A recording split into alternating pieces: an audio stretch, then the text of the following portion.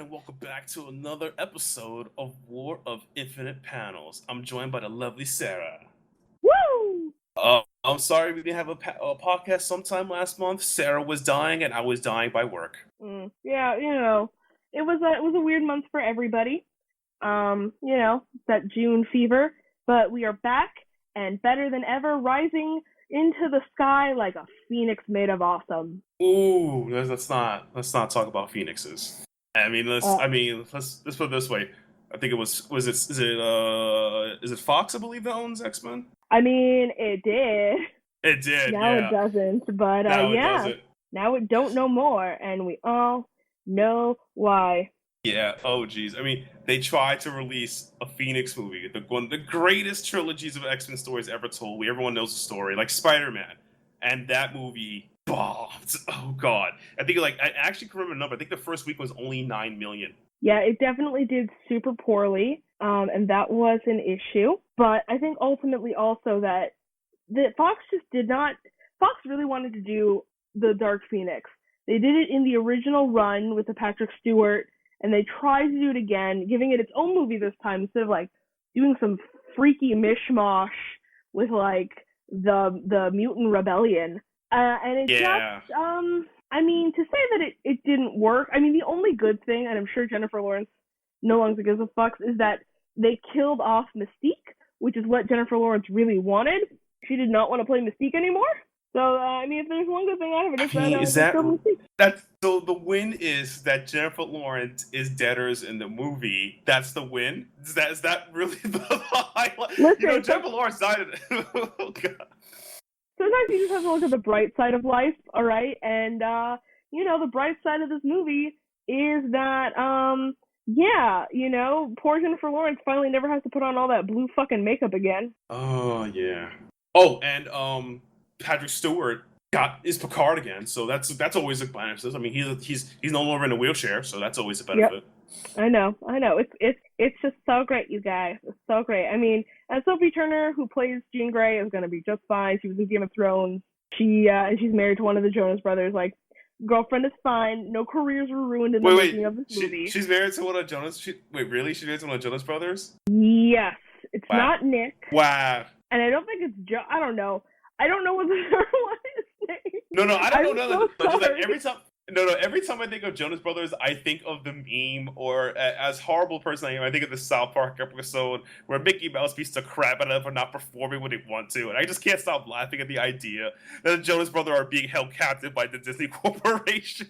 They used to be, and now they make actually kind of okay music. It's like the weird thing. It's like once they leave the Disney company, they kind of make solid music, which is hilarious. Yeah, it's a weird thing because usually, in the sense of most Disney child stars, when they leave Disney, we don't hear from them. Then they become adults and they do well. This is like straight from the gate. They're doing a lot better than they were at Disney, which is, like I said, Disney's very. I think people's relationship with Disney is weird. That's the best way I can take out of it. Yeah. No, it's absolutely true. Yeah. And so the film bombed real bad.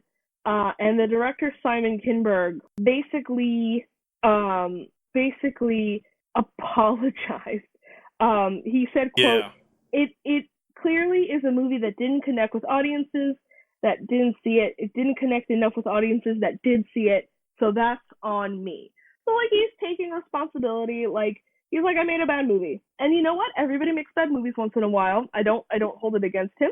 Even Jordan Peele had, Kubrick and the greats have their problems. So at least he owned up to it instead of having a nerd rage fanboy moment of you don't understand the art. The art. I always hated that argument. It's like, look, it's okay you made a movie that people don't get, or it's too weird, or it's just bad, and you can't defend it. It's just take the criticism. I bet Nolan North got this all the time about how Interstellar's a weird movie. Interstellar's a weird movie. And he probably got criticism from people yo, this movie's just too weird for me. And that's fine. He's like, guys, I'm a genius. He's like, no, it's okay. Seriously, guys, if you watch Interstellar, it's a pretty weird movie. It's like debating. It's like a movie that's debating space travel and the human belief for hope. It's very weird. I feel like I should do analysis on that sometime. No, absolutely. And so, it's definitely just it was just bad writing on everybody's part. Like the actors didn't have great things to work with. The director didn't know what he was doing. I feel like the script was just bad. And you know what? I think the Phoenix is ready to rest. Now the X-Men are officially going back into the MCU-ish universe. I don't know how they're going to integrate it just yet. Maybe they can just do one of many Marvel's, cross-dimensional things like Ultimatum or Secret Wars. That would be fun. But, in the end, it doesn't really matter because now Disney owns it. I do have to wonder what the hell is going to happen to New Mutants then, because it seems like at this point we are never going to see that movie ever. Oh God, yes. No, yeah. Yeah. Maybe currently the release date is April 3rd, 2020, which is fucking hilarious considering that it was set to come out in August of this year, but even before then I believe it was supposed to come out in November of last year. Oh boy. So that shit is never going to see the light of fucking day ever again. I can definitely see that. The thing, though, I feel like it's a possibility that maybe they will try to revive it and just insert their own money in their people, maybe take the same concept, because it would be a real waste just to let something like that just die on the cutting floor, Yeah, no, it's true, and it looks really cool, and I'm like, I don't care anymore, just have the movie come out. But they are going to be doing reshoots soon. A lot of them are now finishing up TV shows and taking a rest, as you know. I never remember what her name is, but Arya Stark is in it, and Maisie Williams, that's her name. Maisie Williams, is just coming off of Game of Thrones. Charlie Heaton is coming off of Stranger Things 3, which will be coming out soon. Anya Taylor-Joy, I don't think has been doing anything, but God only knows with that girl. Henry Zaga, who's in it, is also going to be in something big. I don't remember what exactly, but he's going to be in something. So, they're probably all just working to get their schedules all together. But in the end, we'll see. Mm-hmm. But hey, sometimes a phoenix has to die so that it can be reborn, and hopefully this time it won't be reborn as a piece of shit. Yeah, I mean, Fox had X-Men for roughly a long time, and the best things I can remember the X-Men movies is Patrick Stewart, Hugh Jackman playing a little girl, which everyone knows. Come on, everyone knows Hugh Jackman's so great. He could play a 10-year-old girl. He really could. And also, let us not forget the absolute murder of Deadpool. Oh God, yes, Ryan Reynolds. Ryan Reynolds was so sad. But to be fair, out of that den of nightmares came the Deadpool movies we know and love. So really, it was almost worth it. It was. And because of that, in my opinion, I feel like Ryan Reynolds found his niche of making really, really well done, parodies or comedies of nerd culture movies. I mean, to Pikachu, Deadpool. I mean, I'm looking forward. What else he's gonna do? What else could he actually, do with my childhood and just do it the Ryan Reynolds way? I know, please. The Ryan Reynolds method. We're copywriting that right now, guys. You can't have it. That is our War on Infinite Panels exclusive term. The Ryan Reynolds method. The Ryan Reynolds method works. The one thing, though, is that the Ryan Reynolds method could probably do work in is apparently there will be Teen Titans Go versus the Teen Titans of the 2000. And you can take it away, Sarah, on here, because I mostly saw the ads for it. Yeah, so I mean, it's not out yet or anything, but basically... Oh, okay, it's not out yet. It's not out yet, don't worry. You didn't miss it. Basically, with Teen Titans Go, the movies did actually really well critically, and people were very into it. So they decided, because they teased at the end of Teen Titans Go to the movies, that they might bring the OG Teen Titans, not the OG from the comics, the OG from the TV show. They might bring them back because a lot of fans decried Teen Titans Go as too silly and stupid and making fun, even though they kept the same voice actors, which frankly they didn't have to, but was such a smart move on their part. They were trying to help fans transition from the old, more serious series into this more lighthearted, goofy one, and it did not work. Fans were super pissed off. And what they really wanted was the old one back. So they said, you know what, if this movie does well, maybe we'll bring the old one back. And this is their version of doing that. The Teen Titans are going to end up in a coliseum of some kind, and they'll be fighting, the Go versions will be fighting their original early 2000s selves, who are more serious and badass and beloved. which part of me believes is just like a little stunt that they in fact will never bring the old Teen Titans back. But you never know. Maybe there'll be 2 series now instead of 1. Maybe we've bought just enough action figures for Cartoon Network to consider this. True. I remember watching this Teen Titans Go movie with my girlfriend Cassie. We loved the movie so many times. I mean, I got the Tiger Guy song. Stan Lee cameo was godlike. My favorite. I just love all the musical numbers. How much it just like the first half movie was straight Disney parodies. Yep. It's like, man. It is some smartly written comedy, but I think when you make a show as good as the original Teen Titans, and then you say, well, we're going to bring it back, except not continuing any of the storylines that we brought up or talked about with any of the seriousness that you came to love, I don't blame fans for being like, why would you do this to me? That's not fair. No. I loved the other show. Oh no! Here's the reason the frustration. I'm still original Teen Titans fans. I watch Teen Titans Go here and there. I still appreciate Teen Titans for what it is. Teen Titans the original ended with the Tara storyline. We found out Tara may have lost the memory in high school, whatever, and that's it. We never know what else happened. So we got a huge cliffhanger, and we had a 1-hour movie where Robin and Starfire finally consummate their relationship. We're like, great, and then we're like, a whole bag of questions you never answered. So we're like, bruh. Mm-hmm. So pretty much that's actually the reason described. Like it wasn't like you completed shows such as like Ed and Eddie or Justice League Unlimited. Those shows had definite endings. Like it's over, it's okay, we can go on with our lives. This show had like, bruh, come on, man. Yeah. So I can understand a little rage of that, but also Teen Titans Go is it knows it's a joke. It's very fourth wall about what it does. It's deliberate. It's very funny. In its own weird way, in its own way of making memes. I mean, they did the Beastie Boys rap in the intro, the Teen Titans. I was like, you gotta be kidding me, my guy.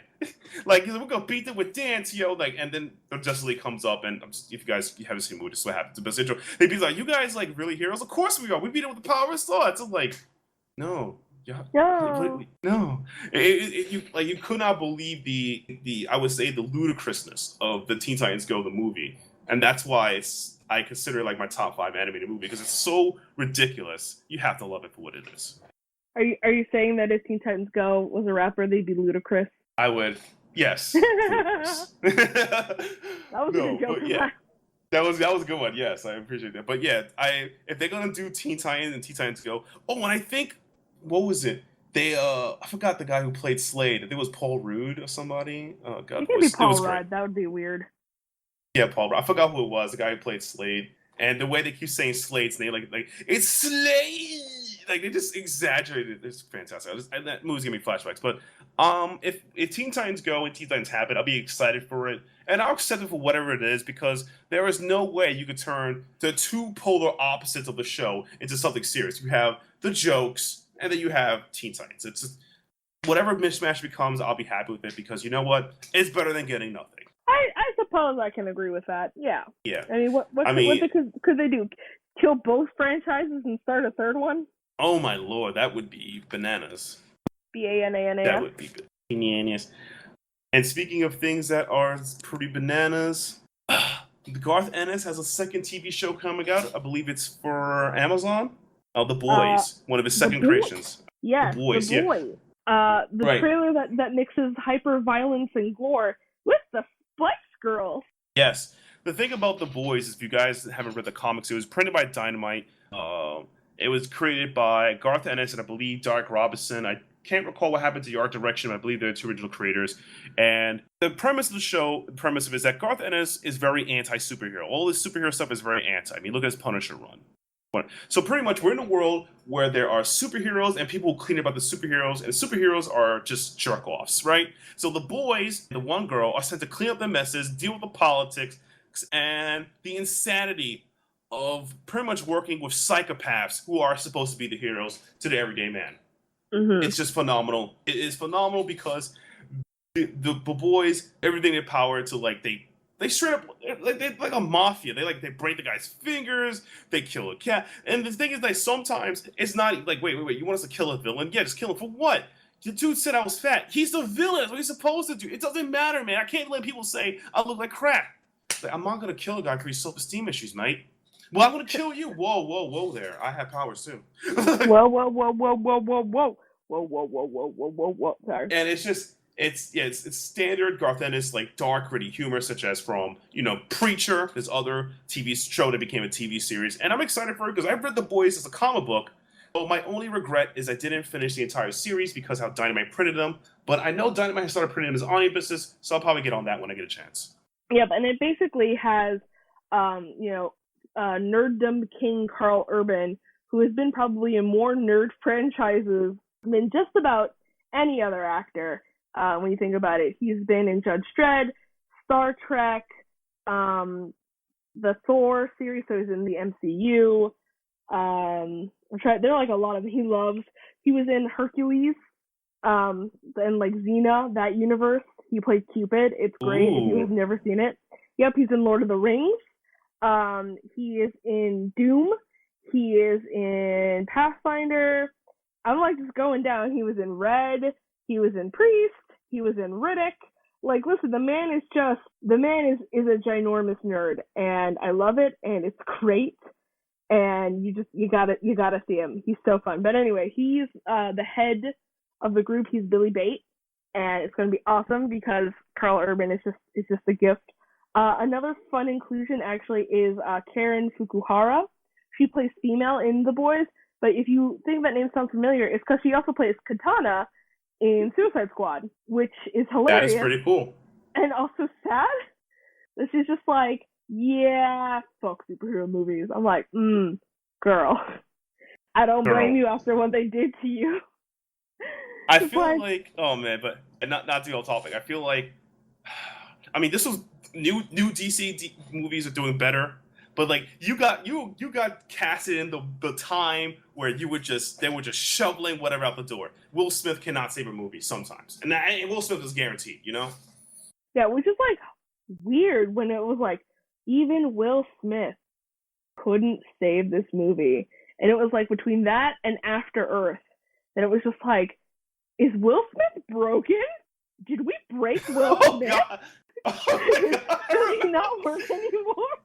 I think my favorite part about that, not to be mean to Will Smith, was that he had to do a movie. He had to do a movie without Jaden. Obviously, he did the collisions. He had to pretend to be an African doctor to realize, oh, that's right, Will Smith is an actor. He's totally talented. He never did those bad movies. He had to like tell everybody, look, man, I did everything I could. Those movies never happened.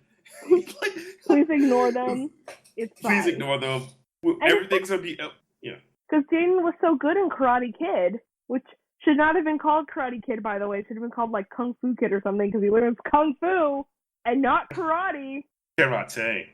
But I don't know what the fuck happened. But yeah, Will Smith could not save that movie. No one could save that movie. It is fine. We are getting a sequel written by James Gunn, so maybe James Gunn can save that movie. Ooh, James Gunn. Let's see. The thing though is like, depending what DC or Warner Bros. Will do with James Gunn, I feel like each DC movie is dependent on who's in charge at the project at the time with all the stuff. It isn't consistent across the board. Like Wonder Woman's fantastic, then we got Justice League. Then we got Justice League, but you know what? We do the best we can, and we struggle on. Yeah. And struggling on, we have another fallen titan in the comic book community. Vertigo, the comic press, is officially gone. Yeah, DC has announced the closing doors of it. I think you should probably be the one to give the eulogy for Vertigo, because I don't really pay attention to what I'm reading in terms of the publishing house, but I definitely I've read some Vertigo stuff. So, but maybe you would be the better person to give this eulogy for our fallen friend. So Vertigo was DC's independent printing press for printing adult comics and other weird stories for independent creators. From the 80s upward, it was started by Fermet Khan and Dick Giordano, who believed that this was the future of comics, and a lot of early stuff were just little mini-series like, Cinder and Ash. Cinder and Ash was the early ones. You had Constantine at some point. And then pretty much before we were blessed by the great Neil Gaiman, he also printed his stuff there too with Sandman. And what hurts me the most about the loss of Vertigo, because I read Vertigo, all the printings they had great hits and misses. Vertigo was probably the first book, even though it's hit or miss, actually exposed me to alternative LGBT books, like trans people. There was actually something, I forget the name, is something Tango. I read it. It had Howard Chaykin's cover art. It was about a trans man who is in this crime situation, in the crime lord, and got revenge on everyone. And then at the end, you thought that his real lover was the man who couldn't do it because he felt someone was wrong with him, whatever. And he's like, nah, I ain't about that life. Took the money, went back, and lived his life, or her life, as she wanted. It was really cool. And it was like the first time, well, very few times, even late early 2000s, that you ever saw a powerful LGBT character that wasn't a gimmick, put in a refrigerator, or, just treated like, like an effing quirk or something. It was like, I have dreams and hopes and all that stuff. It was pretty cool. So there's a bunch of Vertigo printed a lot of books like that. I have a huge Vertigo collection. And what hurts me most about it is that Vertigo at the time was when the assistant editor Shelley Bond. She was one of the greatest editors of the game. And then she ended up moving all the way up to becoming the head editor-in-chief. And she created many, many bonds in the industry of the Vertigo. Somewhere in the mid-2000s, DC and Dan Didio's and Bob Harris' Infinite Wisdom decided to let her go. And she left, and she went to Dark Horse to work on Indian print and took a lot of people with her. I think at the same time, you may have heard Gail Simone printed a book with them. I think it was her Dark Metropolis series about superheroes going renegade and in a zombie type situation and no people to fight back against it. It was pretty cool stuff. But the problem is, like, once that happened, I saw a decline in Vertigo. They stopped printing new books. They were not keeping up with the book collection they had. And it made me mad because they were phasing it out in the sake of nothing against Gerard Way, and his thing was for Young Animal, which I think it's okay, but Young Animal again got phased out. Only people were back again because we got Doom Patrol season 2. So I feel like at this point, just like Jinx World for Michael Bendis, I go on hours how much I hate Brian Michael Bendis, dislike him really.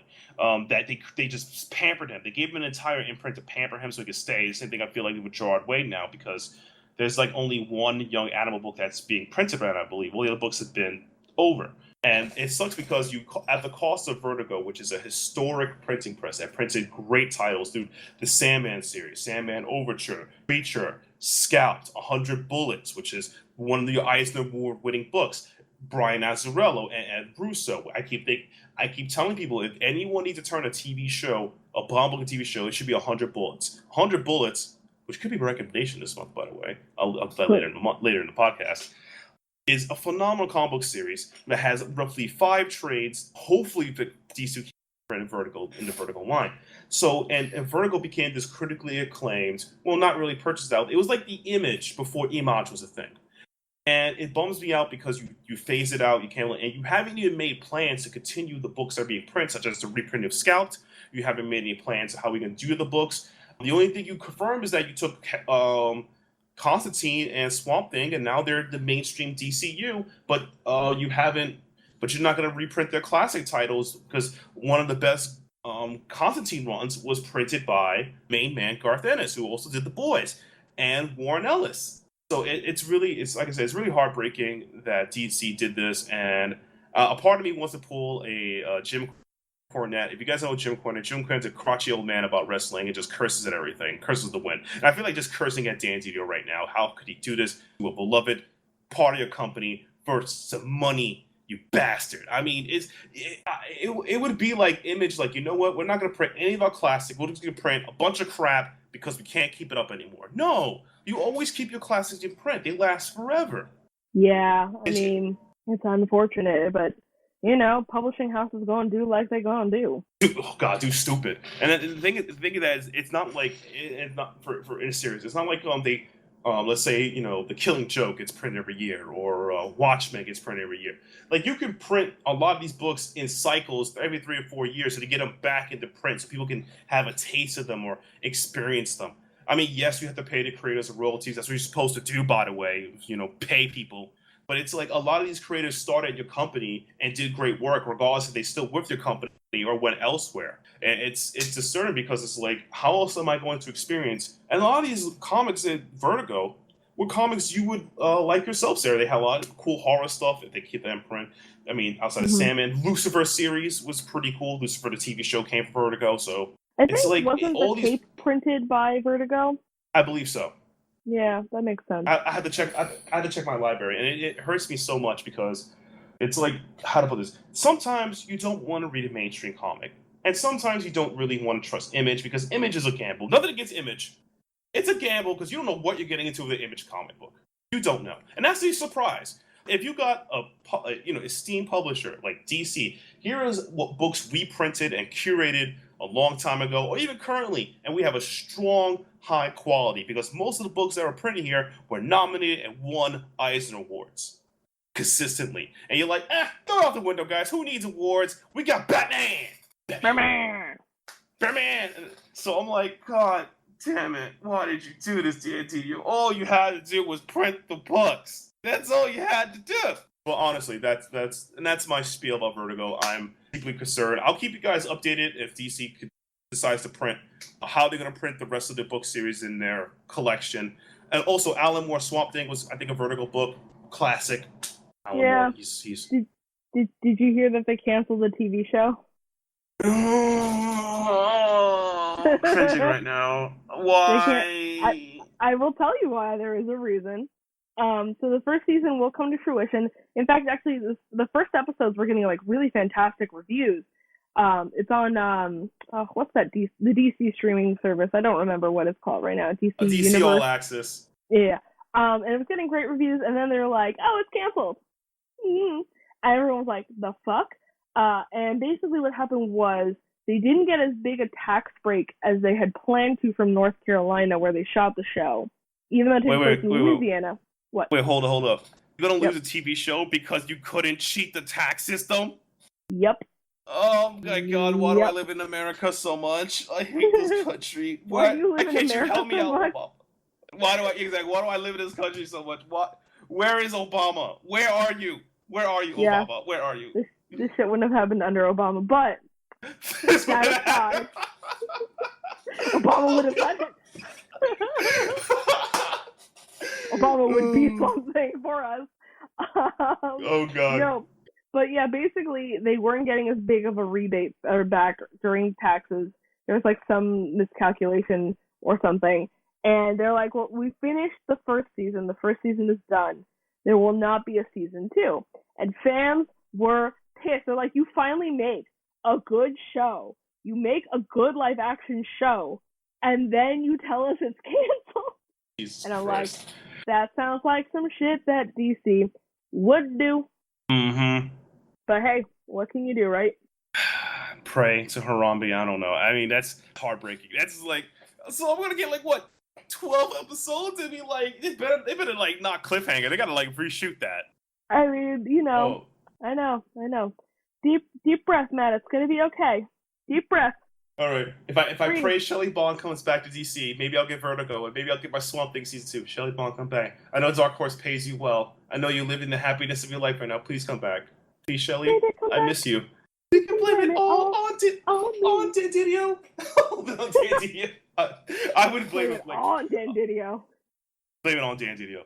But oh man, speaking of things that we'll be doing, as you guys know, me and Sarah really love talking about TV shows and movies, and we decided that there are things that both of us haven't watched. Keep your eyes out. We might have a new podcast special series that we just literally talk about how to watch other TV shows. Dun dun dun! It's gonna be tons of fun, and you need to tune in. Basically, we'll let you know. Also, while we are leaving all our stuff, we could talk about recommendations for the month of, I would say, July. Yeah, I think June, July. So for our recommendation for July, I recommend, as I mentioned earlier, 100 Bullets by Edward Russo and Ryan Azzarello. Actually, Azzarello and Russo. They're both great. They both do everything. It's a very brilliant crime noir, mystery, assassin type story. It won several Eisenhower story. It's told in episodic format. The characters really grow on you. It's just brilliant. And this is one of their early works that set them to stardom as we know them today. If you have read any Azzarello work, such as his current Moonshine series, or maybe some of his Batman miniseries, or even, I recommend everyone do it, please read his Wonder Woman series. It is phenomenal. It is the best Wonder Woman series for the modern era because it treats Wonder Woman as she's a diplomat for the gods, for Themyscira and mortals, and trying to balance that as well as, not losing her mind and treating it as a series. Not like me, woman, smash, or me, woman, too dainty. No. Okay, Ares, you cannot just go around wiping out humanity because you didn't get a cheeseburger. Let's work this out. Mortals, stop effing with Hera. Stop cheating on Valentine's Day because she feels bad that Zeus cheated on her. Can we work this out, everybody, today? Honestly, there's interesting stuff like that. Tons of mystic elements, and it just makes me Azzarello as a writer because I think it was Clip Chang, the artist for it. Azzarello is a phenomenal writer. Ed Russo is a great artist, and these two pairs you see them throughout the history. And this was a Vertigo book, guys. So if you could find all 5 of the giant omnibus, please buy it when you can before they keep not out of print. One of the best comic book series within the Vertigo print line. One of the best. All right. Well, so in honor of Pride Month that just went by, and happy Pride, everybody. I wanted to bring up a graphic novel from a company I don't think we've talked about before. It's called First Second. They do a lot of these sort of big, very detailed, colorful graphic novels, and the one that I would like to talk about today is called Laura Dean Keeps Breaking Up With Me. It is by I know, it's a great title. It's by Mariko Tamaki and Rosemary Valero O'Connell, and it is about. I know. Oh, not to cut you off. Mariko Tamaki is a phenomenal young adult graphic novelist. I believe she's working at Marvel. She was writing She-Hulk, and I believe she was also writing X-23. But oh my god, I didn't even know she worked on this. That's amazing. Yes. Oh no, it's super fantastic. If you haven't checked out her stuff, you definitely should. This is one of her latest. It just came out. And my friend basically sent me a message. She goes, "If you don't read this right now, we can't be friends anymore." And I said, "I already have it on hold at the library, friend. Don't worry, I'll get it soon." So basically, it follows a young girl named Freddie who has this girlfriend named Laura Dean who's super popular, and the two of them constantly break up. They've broken up, I believe, at this point 3 times. And Laura Dean, as this house says, keeps breaking up with her, and it's this story about her finally breaking the cycle and interacting with her friends. There's a lot of great LGBTQ representation, both in terms of like gender expression and romantic love, friendships. The art is just stunning. Like Rosemary Valero O'Connell, just beautiful, beautiful, beautiful art. It truly breaks your heart, the level of detail that goes into even like the littlest room settings. She's worked on Lumberjanes before, and you can sort of see it in the way that she draws things. It is a little bit more of that smoother, rounder style that some people oppose for whatever reason, which okay, I see you over there being weird about it, but it is such a wonderful book. I got it from the library. I am planning to buy it because that's how much I love it. Frankly, it's just one of the most nuanced, thoughtful LGBTQ stories I've read in a long time in any medium. And I just think that if you are looking for something different, if you're looking for something unique and colorful and inspiring and just with beautiful emotive expressions, then you're definitely going to want to check out Laura Dean Keeps Breaking Up With Me. That sounds lovely and awesome. And if you guys haven't known, please also check out several other books in First Second. I have a small First Second collection, but the one thing I like about First Second as a publisher is that a lot of the books, as much as Laura Dean keep breaking up with me, a lot of the books are strong one-shots. They're really good. I think maybe 3 or 4 years ago, where someone used to work with us at Outerhaven, and I was used to do a couple of reviews. I read one of the books for First Second. It was about a war. I can't remember, but I remember talking about the First Second printing people, and those guys are great. So please support them when you can. Always support your independent publishers. And I guess that wraps it up for July's podcast. I like that word, July. Now it's all me now. July. July. Great. Yep. Thanks again for for listening to us and listening to this ramble. Thank you, and again for keep following us on your social media, and please share the podcast with your friends and family if you can. And be sure to follow Outerhaven for our update and for our secret project we just hinted this episode. Ooh, secret project. Secret. Anyway, guys, thanks again for listening, and we'll see you next month. Later, Gators.